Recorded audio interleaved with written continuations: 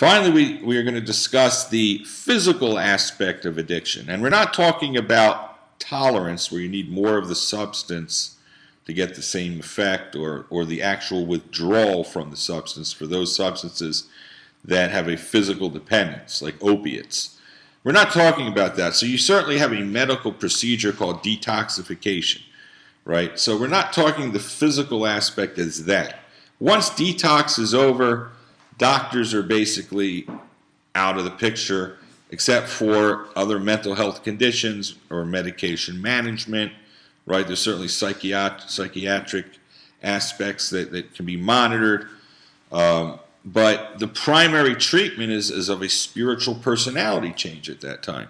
So what is this physical aspect? I mean, can you imagine an alcoholic who's recovered, or an addict for 25, 30 years, like, well, why can't he just drink again? Why can't he use it? So there's this aspect of the physical component that is really obscure, and there's no actual explanation to it, is that in a physical medical model, which we're going to give a quick spiritual idea, I think that is a very interesting way of explaining why the addict can't drink ever again, even with the personality change. Even being totally changed and spiritual, you can't actually use substances again.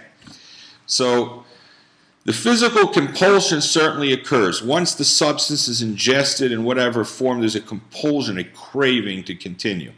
The craving is not wanting. We have to identify that a lot of times there's a craving is not necessarily a wanting. A wanting is more of a choice, that you want something, you like it.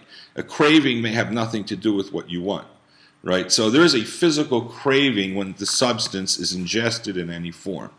Now, this is discussed as an allergy, and Dr. Silkworth, who is a medical benefactor to early AA.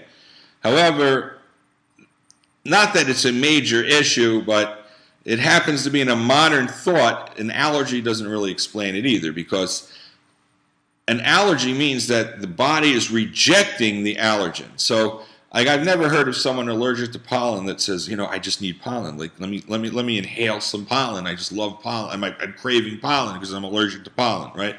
A person has a reaction, and the reaction is rejection of it, and the body is smart enough to say, let me get away from this, right? So here we're saying the opposite, is that the body is like once more, it's craving more of the substance. So that's the opposite of an allergy, right? Even though it's a reaction of some sort in the body, that, allegorically and so on, we can understand there's a reaction like an allergy, but medical is very specific. We're talking about, a biological, a medical cause is an allergy. It's difficult to actually see that, but there's definitely a reaction and a compulsion that occurs when the substance is ingested. So why can't the recovered, healed alcoholic, totally transformed, use again? So this is an amazing idea. It says the miracle of the program is that without any thought or effort on the individual's part, this gift of recovery is given to him. Why does a person get this gift? To carry the message to the next person, to be example to the next person. If I earn the right to drive again, right? Because driving is like you have a license.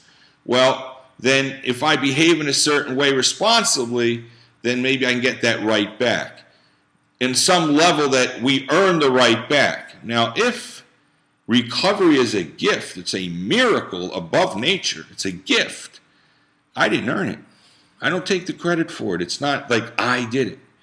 Rather, it's similar to the idea of Jericho. Jericho, in the storybook of Joshua, the Jewish people had a war, and Hashem did a miracle and made the walls of the city tumbling down, and no one was allowed to benefit from the spoils of the city because it's Hashem's miracle. It's Hashem's nace. It's Him showing what He's done.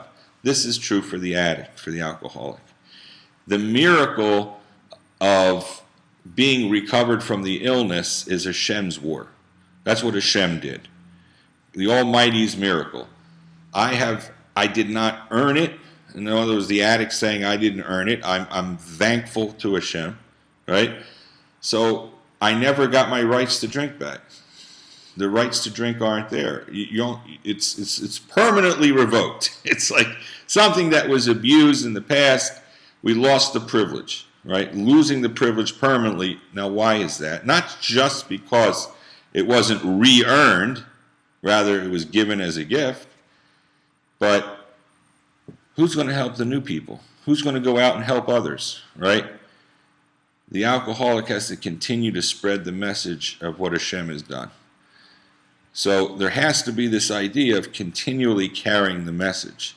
If addicts and alcoholics are just drinking again, the problem's over, it's nothing to do with anything, forget everyone else. We're not going to go and carry this message to the other people. But with sobriety and not being able to drink is a testimony that something happened. So therefore, carry that message, that testimony to others.